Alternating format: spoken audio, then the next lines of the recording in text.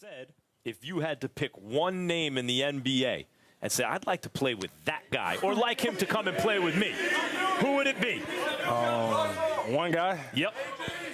I'd probably have to go with my favorite player who's not myself, and that's Kyrie. I love Kyrie's game, man. What is up, guys? It is Marcus from Perspective Sports, and that was said in February of 2017, and not much has changed since. And today we're going to discuss the Boston Celtics and why their future may depend on acquiring Minnesota Timberwolves shooting guard Jimmy Butler.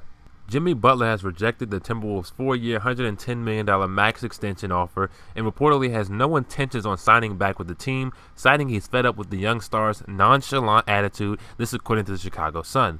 Also, he came out in the past scolding Andrew Wiggins for his defensive effort or lack thereof, and according to the same source, the Chicago Sun, Kyrie Irving and Jimmy Butler are still trying to find a way to play together, and the Boston Celtics will be the perfect place for that.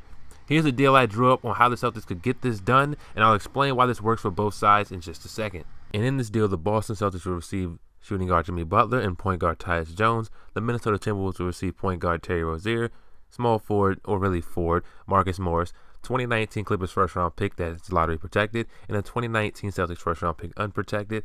I feel this deal is fair for both teams involved because if you're Minnesota, your core players, Andrew Wiggins and Karl-Anthony Towns, are 23 and 22 years old respectively. You have Jeff Teague, who's aging at 30. Derrick Rose is 29.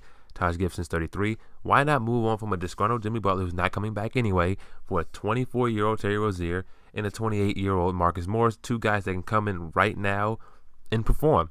Rozier played exceptionally well when Kyrie Irving went down this season, and I feel that in Minnesota he can be a very solid piece going forward. You'll also get Marcus Morris, a solid two-way forward, who will be on an expiring contract, meaning that gives you some flexibility heading into next summer, and will be able to guard the other team's number one forward.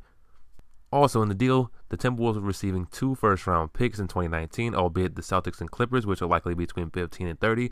But at the end of the day, you'll be holding 3 first-round picks like the Atlanta Hawks did this year, which puts them in a really good position. Because with those 3 draft picks, they'll be able to acquire young talent via the draft or trade those picks for a guy to replace Jimmy Butler. So they have a lot of flexibility with those picks. As for Boston, they don't need to do anything. We have a championship roster as is. They've re-signed Marcus Smart, but I feel this could be a play for the future. According to the Chicago Sun, Jimmy Butler and Kyrie Irving hope to play for, and I quote this from Bleacher Report's Twitter, hope to play for the same Eastern Conference team. They'll both be free agents next year. Kyrie Irving hasn't committed long-term to the Celtics, so acquiring Jimmy Butler, you'll be doing what both players want, and that's playing together on the same Eastern Conference team. And not only that, they'll be a real championship contender. And now let's get into the deal. Terry Rozier will be a restricted free agent next season, and if he plays like he did this season, a team with a considerable amount of cap space will offer him a sizable contract, which the Celtics will likely not match. You'll have to re-sign Kyrie Irving. You just re-signed Marcus Smart, and they won't be in a position to give him that kind of money, so why not deal him to bring in a great two-way all-star like Jimmy Butler? Also, you'll be trading away your 2 least valuable picks, and that's a small price to pay to acquire Jimmy Butler. And I'm a draft pick hoarder. I love draft picks. There's nothing more I like than draft picks. But in order to get a guy like Jimmy Butler and not have to give up your 2 most valuable draft picks is a win in my book for the Celtics, and the Timberwolves will practically have to take the offer because who else is going to offer them 2 first-round picks?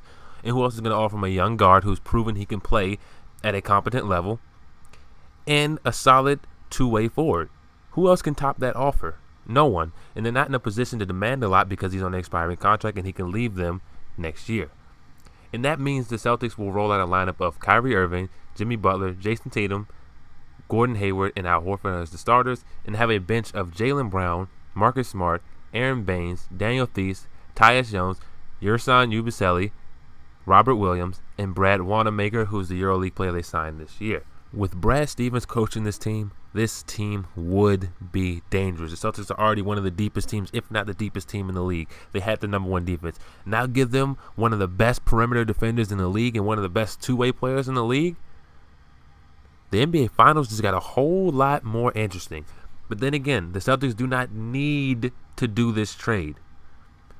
If the reports are true that Kyrie Irving and Jimmy Butler seem to be really good friends, want to play on the same Eastern Conference team, the Celtics may heavily consider doing this to keep Kyrie long-term and getting Jimmy Butler in the process. Well, there you guys have it. I think the Celtics will seriously consider bringing in Jimmy Butler, mainly because Kyrie Irving is a free agent next year, and it'll be really, really detrimental to this team to lose a player like him. Let me know what you guys think down in the comment section below. I look forward to reading them. See you there.